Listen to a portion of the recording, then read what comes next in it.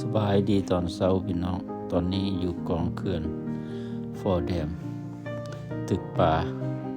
แต่บ่ฮู้ว่ามัน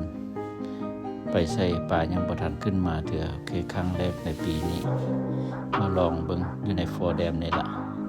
โอเคพยายามติดตามกันเด้อพี่น้องตอนนี้มื้อนี้มาเก็บฟอร์แดม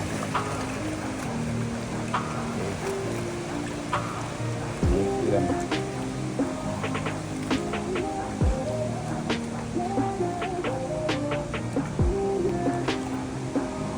beautiful day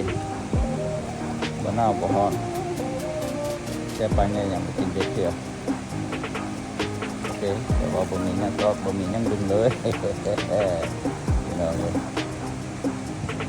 ติดตามกันเด้อพี่น้องเด้อเบิ่งเด้อนี่เป็นส่งให้เบิ่ง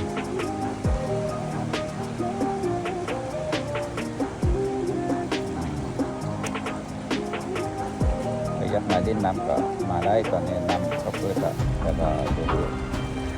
ในนี้ยังมีทำอิฐครั้งแรก Thank you for watching